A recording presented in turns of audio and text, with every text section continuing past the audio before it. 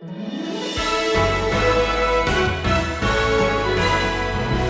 us to number our days. Teach us to think about how fast it's flying along so that we may present to thee a heart of wisdom. Psalm 90, verse 12. There's a connection between the brevity of life and the beauty of life.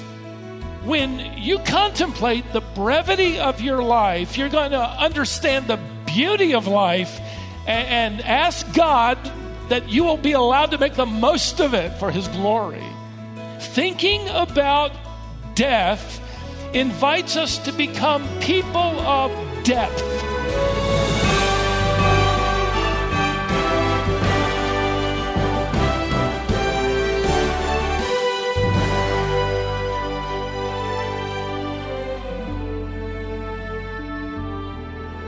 Because life is so brief in terms of eternity, we need to live wisely and make the most of life while we can. We don't know what's going to happen the day after tomorrow. We don't even know what's going to happen an hour from now. But God is in control of all of that.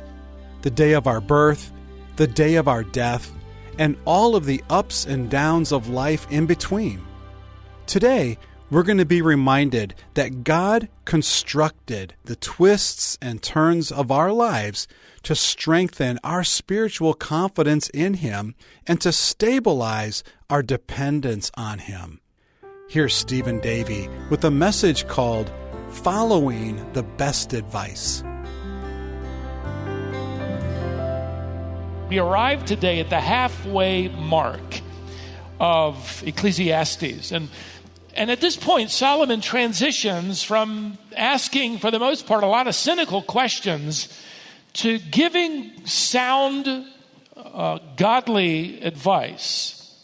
And as we begin the second half now with chapter 7, you'll immediately notice, if you just glance down the page, that it looks a lot like the book of Proverbs. He's going to deliver in rapid fashion a series of contrasting statements, statements of comparison, completion. He's going to show us a better way to live. If you want to pursue wisdom down here under the sun during a very brief life, here's something better. In fact, he's going to use that word better 11 times in this chapter. You might circle them when you encounter them as we study through here. Now, in order to navigate our way through these opening verses, we're going to cover 14. This is going to be miraculous. I've organized his advice into 4 categories. I just couldn't find a way to break it up. So I'm going to deal with all of it, but I'm going to give it to you in 4 categories with 4 categorical statements. And I want you to think of it this way. God, through Solomon, is going to give us 4 pieces of very good advice. Here's the first piece of advice. Contemplate your casket seriously. Look at verse 1. A good name is better than precious ointment, and the day of death, implied, is better than the day of birth. Now, you might think this isn't the best way to start giving advice for life, how to live. But wisdom tells us that we are only prepared to live when we are truly prepared to die. So Solomon begins this proverb now by contrasting what matters most. And again, he uses the word better. What's better? He contrasts a good name, that is your reputation, with your physical impression or appearance. You might have, he says, the best ointment. You could translate that into our culture, the best perfume or the best cologne, but it's not worth much without a good name. What good is perfume or cologne if your reputation stinks? Basically, that's what he's saying. Solomon referred to himself back in chapter 1 as the preacher. Ecclesiastes literally means assembly, gathering. We get our word ecclesia in the Greek language from Ecclesiastes. This is the gathering, and Solomon says, I'm the preacher. Now he sort of turns into a prophet. And he urges us to look down the path a little further to something that most people don't want to think about, most people don't want to talk about, most people don't want to contemplate. They might even refuse to think about it. Death becomes this evangelist. It looks us in the eye and kind of grabs us by the lapels and asks us, are you ready to meet God? That baby crib will never preach a sermon quite like that casket. If you think Solomon doesn't want us to miss the point, he, in the next 3 verses, essentially takes us on a field trip to a funeral home. Look at verse 2. It is better, there it is again, to go to the house of mourning than to go to the house of feasting. In this context, that feasting is a birthday party, celebrating the day you were born. For this is the end of all mankind, and the living will lay it to heart. Sorrow is better than laughter, for by sadness of face the heart is made glad. That is, you've contemplated the path of your feet, and now you have something to be glad about. The heart of the wise is in the house of mourning, but the heart of fools is in the house of mirth. Fools waste their lives on mirth. You could think of this as fun and games. They never think beyond fun and games. And in Solomon's mind, nothing is more instructive, nothing is more enlightening than going to the house of mourning, which to us in our culture is going to a funeral home. Maybe you've noticed, if you've been to one, funerals are a wake-up call to the living, aren't they? And everyone is a captive audience. In fact, I tell my students at Shepherd Seminary, in a course I teach on pastoral theology, that there is one event in their ministry life where when they stand to preach, everyone will listen to every single word they say. And that's at a funeral. It's as if the room is filled with placards and signs that people are forced to read. Death is inevitable. Life is brief. Walk wisely. Relationships matter most. Live for Christ. Life is short, and on and on.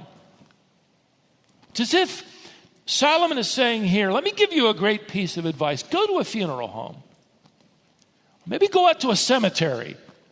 Walk around. Sit out there for a while and contemplate your own life.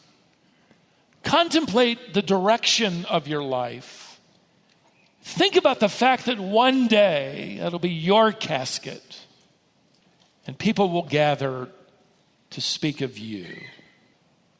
Now, Solomon isn't telling us this because he, wants us to have a morbid moment or become melancholy.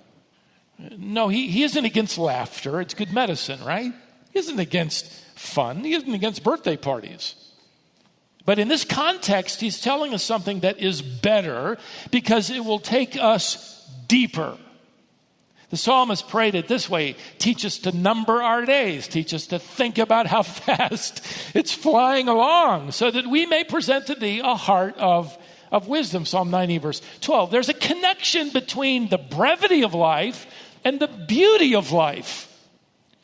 When you contemplate the brevity of your life, you're going to understand the beauty of life and ask God that you will be allowed to make the most of it for his glory.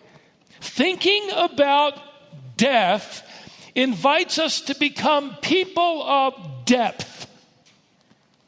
The shallow person, the foolish person, never gets beyond the party life. And because of that, the second piece of good advice is going to come into play for those who want to pursue wisdom down here under the sun. Here's the second piece of good advice. Choose your companions carefully.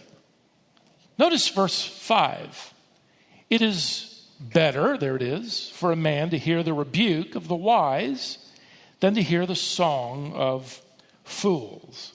For as the crackling of thorns under a pot, So is the laughter of the fools. This also is vanity. This is fleeting. The song of fools is fleeting. It's passing. The top 40 on the billboard might be interesting or fun, but they're earthbound and shallow and fleeting. Now, in Solomon's day, and he's referring to this, if you threw some branches of a thorn bush on a fire, it would flame up quickly. It would provide a short burst of heat. You might heat up some tea. You'd never cook a meal. It's quick, it's fast, it's short. He's making a play on words here, and that the words for thorn and pot are similar in the Hebrew language. He's effectively saying that the crackling of a thorn bush fire is like the cackling of fools. Enjoying the company of shallow God deniers might be entertaining for the moment, but the show doesn't last very long. A world of foolish, shallow people happens to be our mission field, by the way, so we don't run from it, but we don't want to embrace it either. Worse, we don't want to start acting like it, thinking like it. Solomon writes, it's vanity. It isn't going to last long. But you're surrounded by foolish people, Solomon hints here. Do you notice in verse 4 a reference to the heart of fools? You might circle that phrase as I have, and then draw a line down to verse 5 where you have a reference to the song of fools. And then down to verse 6 where you have the laughter of fools. The heart of fools, the song of fools, and the laughter of fools. In other words, you're surrounded. Solomon often refers in his book of Proverbs to the importance of friends, doesn't he? Who challenge and strengthen one another. You have the principle of iron sharpening iron. It's the idea of companions who are correcting and improving one another's character. Proverbs 27, verse 17. The truth is we become like those we allow to influence our lives. We can have friends who are unbelievers, but that close companion needs to be wise. Why? Because whoever walks with the wise becomes wise. But the companion of fools suffers harm. Proverbs 13:20. And again, you got to keep in mind that in Solomon's mind, a fool isn't related to intelligence. It has nothing to do with how well you did in fifth grade. In the Bible, a fool is someone who denies and defies the authority and the reality of God. That kind of fool shows up in all kinds of contexts. In fact, the fool is described by Solomon in the book of Proverbs 71 different ways. David sort of describes a fool categorically in Psalm 14:1 as someone who says in his heart, there is no who? There's no God. So if you want to pursue wisdom during this brief life under the sun, choose your companions. Choose those whom you allow to influence your thinking and your heart and your life carefully. Now look at verse 5 again. He points out something better. It is better for a man to hear the rebuke of the wise than to hear the song of fools. Here's what he's saying. Having someone challenge your life is more helpful than having them sing your praises. Don't be deceived by flattery. Rebuke, wise rebuke, is far better than empty, silly, short-lived accolades. A member of Congress was traveling through our area a couple of weeks ago and called my office to see if we could meet. I'd never met him.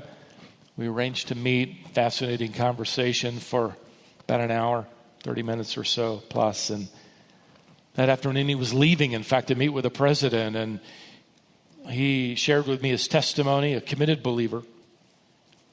After hearing his testimony, I plied him with questions about Washington, the state of affairs, and I promised him I wouldn't mention his name. He told me that over the years, he has been given the opportunity to deliver the gospel to many different individuals in the highest reaches of power. He said to me, there are occasions when I am giving the gospel to someone and it's pretty clear to me that they don't even hear me. There's so many voices drowning out the truth. Can you imagine hearing from thousands of adoring people how great you were? Only to one day realize there was that one person or two or three who were messengers of truth. That's what Solomon is warning us. He's saying, don't be like that. Listen to rebuke. Be the kind of believer that's open to the companions of wisdom who are willing to tell us truth, the wisdom of God for our lives. Don't turn them off. They will do you more good than a room full of people singing your praises. Contemplate your casket honestly. Choose your companions carefully. Here's a third piece of good advice. Cultivate your character wisely. Notice verse 7 now. Surely oppression drives the wise man into madness, and a bribe corrupts the heart. Now let me put this proverb into the form of a question. Here it is. How do I handle the temptation to cut corners? Do I have a price tag? Can I be bought? Come on, When the pressure's on, doing the right thing is driving you crazy, Solomon writes, into madness. Just relax and go with the flow. Why do you always have to take the high road? What are you trying to prove? Give in. Everybody's doing it. Why not take a little something for yourself? That's the message of the fool. Solomon is warning all of us, especially his son, to whom he hopes will read this journal, and it seems from what we know from history is that his son ignored it. Don't chase the quick fix. Don't cut corners.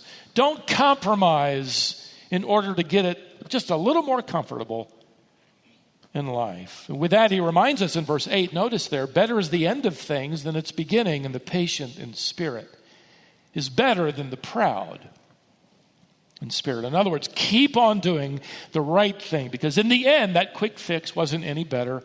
In fact, it was worse. So develop then the characteristics of perseverance and patience, even when life is maddening, even when that project is taking longer than you thought, even when living with integrity and purity is much more taxing and much more exhausting than you ever imagined. Stay at it.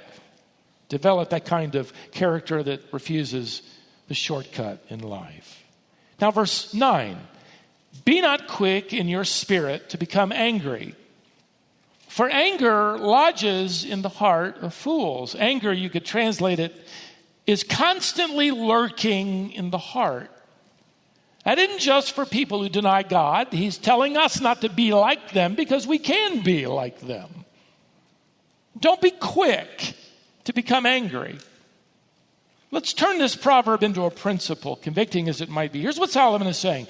An angry spirit is a reality check. I might not be as distinctive from the world as I thought I was, or think I am. Where does anger show up? Where's that fuse? It's real short. Well, he isn't telling us, well, now that you follow God, that's all been taken care of. You never have to worry about that again. No, you have that issue to deal with. Let's move on to verse 10. Say not, why were the former days better than these? For it is not from wisdom that you ask this. Why were the former days better than these? Is that a verse for today or what? Let's talk about the good old days it used to be back then. Were they ever good days back then? Why can't we get the good old days back again? When are we ever going to get those good days back again? And think about it for a moment, though. Think about this. Solomon is writing this about his generation in 970 BC. When are we going to get the good old days back? Every generation has this problem. Every generation has the natural inclination toward a discontented heart about today, and yesterday was so much better. Really? Oh, for the leeks and onions of Egypt. Can you believe they actually said that? Everything was better back then. Love the way one author wrote in his commentary. He said, here's what the good old days really are. The good old days are a combination of a good imagination and a bad memory. But here's the larger issue. Why is it not wise? Why does he say, you talk like that, you're not wise? Let me put it into a principle. Pining for the past doesn't solve any problems in the present. It just makes you complain about the present. And furthermore, it overlooks the fact, which isn't glorifying to God, that God was just as involved back there in 970 BC as he was in 1950 AD or 2020 for that matter. The bigger issue is that we tend to pine for the past and we airbrush the past. We glorify the past, which is unbelief. We missed the opportunity to bring glory to God in the present. What do you want to do today, Lord? This is the day the Lord has made. We will complain about what it used to be. We will rejoice and be glad in it. It's a little convicting. Let's go to verse 11. Okay, wisdom is good with an inheritance, an advantage to those who see the sun. For the protection of wisdom is like the protection of money, and the advantage of knowledge is that wisdom preserves the life of him who has it. Solomon is delivering a warning here that receiving an inheritance is a good thing, but without wisdom, that inheritance is more than likely going to destroy your life. And you just think about how many lives you've read of who received some immense inheritance, a child or a grandchild, and the truck backed up and unloaded. You've read about their lives essentially disintegrating. Why? Because suddenly they had wealth, but they did not have wisdom. You cannot manage it. It isn't wrong to have it. But with it comes the great need for wisdom. Solomon, in fact, doesn't say here that an inheritance is a bad thing.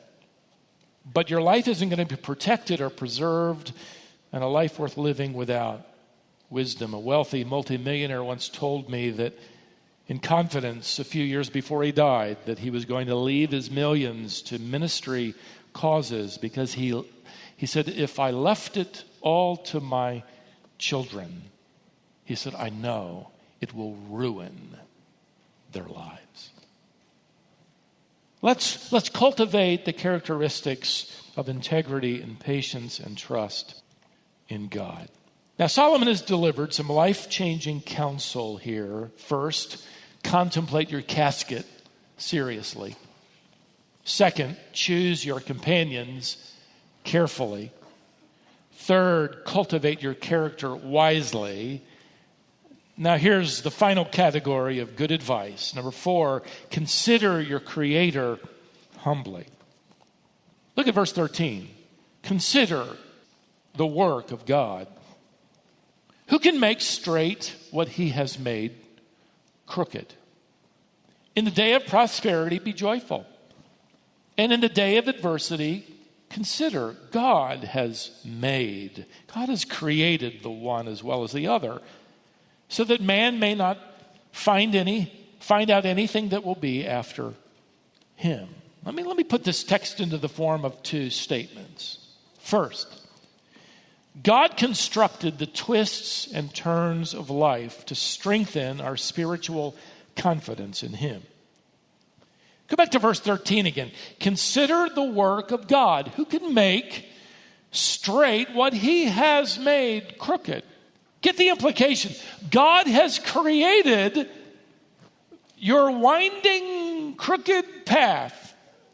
The reason you can't see very far ahead down that path is because you can't see around the corner, and God has created all kinds of corners in your life. He designed your race with one turn after another. Your walk with God is not a straight line from earth to heaven. We all want it to be, but it isn't. God did that. God created that winding path. For reasons he may never explain this side of heaven.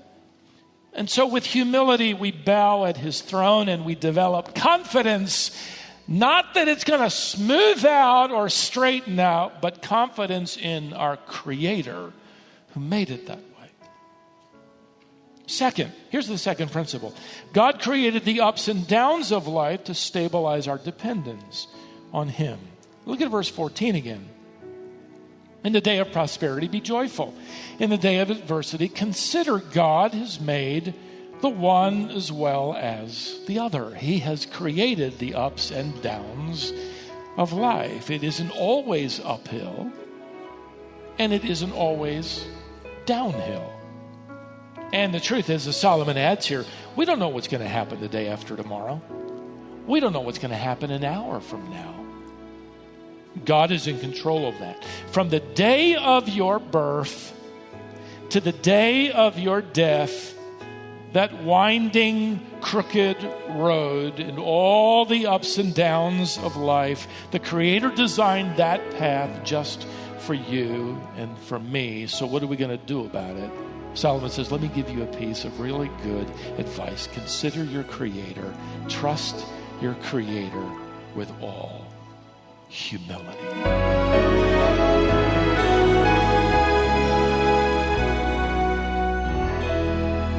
We all want good advice. We want to make good decisions and follow the advice of wise people who can guide us. And today, we've received advice from the wisest man who ever lived, King Solomon. And his advice to you? No matter what happens, trust and follow your Creator God. Thanks for joining us today here on Wisdom for the Heart. With this lesson, Stephen Davey began a new series from Ecclesiastes called Pursuing Wisdom Under the Sun. We're going to be looking at what it means to live wisely in the days ahead. Today's message is called Following the Best Advice. I invite you to learn more about our ministry and access all of our resources by visiting us online at wisdomonline.org. Thanks again for listening today. Join us next time for more Wisdom for the Heart.